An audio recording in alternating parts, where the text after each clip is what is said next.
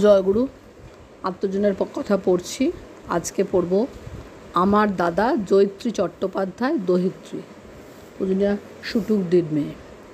শ্রী বড়দা সম্পর্কে আমার দাদু, আমার মায়ের বাবা, ছোটোবেলা থেকেই তিনি আমাকে দাদা বলে ডাকতেন। আমিও উত্তর দিতাম দাদা বলে। ছোটোবেলা অনেকটা সময় কেটেছে আমার দাদার কাছে। আমার মা বাবা থাকতেন তখন দুর্গাপুরে। মার কাছে শুনেছি আমি তখনও হাঁটতে শিখিনি। দাদা দেওঘরে আমাকে কোলে নিয়ে ঘুরতেন, আদর করতেন। আমি কান্নাকাটি করলে কান্না থামাতেন। এই প্রসঙ্গে আমার আম্মা, দিদা, বড় মামা, বড় মামির কথাও খুব মনে পড়ে। তাদের কাছ থেকেও আমি পেয়েছি অনেক অনেক আদর ও ভালোবাসা। আমার অন্নপ্রাশন থেকে শুরু করে হাতেখড়ি সবই আমার দাদার সস্নেহ হাত দিয়ে। অওয়া থেকে শুরু করে প্রথম পাঠ, ধারাপাত, টেবিল তিনি অনেক স্নেহ ভরে আমাকে শিক্ষা দিয়েছেন। মার কাছে শুনেছি দাদা আমার জন্য কাঠের একখানা ডেস্ক তৈরি করালেন আমার হাতের লেখা শেখাবার জন্য। আমি লেখার চেষ্টা করতাম আর দাদা তার শুভ্র বিছানায় বসে দেখতেন আর হাসতেন। এ সব কিছুই আমার পরম সৌভাগ্য। মার কাছে শোনা আমি তখন হাঁটতেও শিখিনি। হলঘরে দাদা বসতেন তার বিছানায়, আমি তখন সবে হামাগুড়ি দিতে শিখেছি। হামাগুড়ি দিতে বলতেন হলঘরের এ প্রান্ত থেকে, আমার বড় মেসমশাই বসতেন ঘরের অন্য প্রান্তে। আমি হামা দিতে দিতে গিয়ে পড়তাম তার কোলে। দাদা দেখে হাসতেন। শ্রী ঠাকুরকে দেখার সৌভাগ্য আমার হয়নি, কিন্তু দাদা আমার কাছে ছিলেন শ্রী ঠাকুরের প্রতিমূর্তি, সাক্ষাৎ ভগবান। কত লোক গুরুভাই তাঁর কাছে আসতেন, আশীর্বাদ নিতেন। আমি কাছে বসে প্রাণ ভরে দেখতাম আর উপভোগ করতাম। দেওঘরে এবং নানা কেন্দ্রের কত গুরুভাইদের আমি চিনতাম। নাম লিখতে গেলে পাতা ভরে যাবে। আর সব কিছুর মূলেই ছিলেন দাদা। তার সামনে বসে থাকলে মনে হতো ভগবানকে দেখছি। তার সস্নেহ দৃষ্টি, সুমধুর বাক্য, সব কিছুই আমার কাছে মনে হতো আনন্দময়। সে এক অদ্ভুত অভিজ্ঞতা ও অনুভূতি।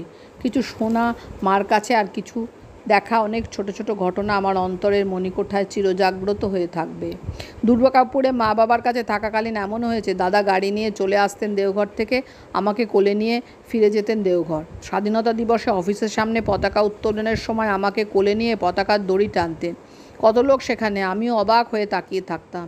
মেহবুব ব্যান্ড পার্টি আসতো দাদার জন্মদিনে কলকাতা থেকে। আমিও খুব পছন্দ করতাম ওদের বাজনা। আমার তখন জ্বর। দাদা সঞ্জীবদাকে বললেন কাঁথা মুড়ি দিয়ে দিদার ঘরের জানলায় বসিয়ে দিতে। ব্যান্ড সামনে এসে বাজাতো আর আমি সেই বাজনা উপভোগ করতাম। মার কাছে শুনেছি দাদা আমাকে নিজে হাতে পাশে বা কোলে বসিয়ে ভাত টিপে টিপে আমাকে খাইয়ে দিতেন। কি গভীর স্নেহ ও ভালোবাসা। ছেলেবেলায় দাদা চাইতেন কোনো বিষয় আমার মনে যেন ভয় না ঢোকে। আমাকে কোলে নিয়ে চলে যেতেন হরিণের খাঁচার কাছে। সেখানে হরিণের মুখে আমাকে হাত ঢোকাতে বলতেন ভয় কাটাবার জন্য। এসব ঘটনা আমার মার কাছে শোনা। তখন আমি কলকাতায় সবে স্কুলে জুলিয়ান ডেতে ভর্তি হয়েছি। স্কুল ছুটির সময় দাদা চলে আসতেন গাড়ি নিয়ে সেই উত্তর থেকে দক্ষিণে। আমাকে নিয়ে চলে যেতেন বাড়ি, ষোড়শী ভবন। এরকমটা হয়েছে অনেক দিন। দাদা হয়তো তখন দেওঘরে, আমরা কলকাতা থেকে দেওঘরে যেতাম দাদার কাছে। দেখেছি দাদা কি খুশি না হতেন আমাদের দেখা মাত্র। মার কাছে শোনা মা আমাকে বকাবকি করলে দাদা একদম পছন্দ করতেন না, রাগ করতেন। বড় হতে থাকলাম, বোধশক্তি হওয়ার পরও দেখেছি দাদা সেই অপার স্নেহ আমাদের সকলের প্রতি।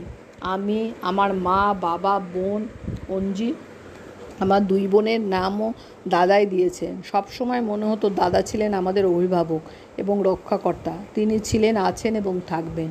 আর সেই সব সুখস্মৃতি জাগ্রত হয়ে থাকবে আমার মনে চিরকালের মতো। আজ আমি দাদাকে স্মরণ করি আমার নিকটতম আপনজন আর রক্ষা কবচ স্বরূপ, আর প্রণাম জানাই আমার ভগবানকে। বন্দে পুরুষোত্তমম।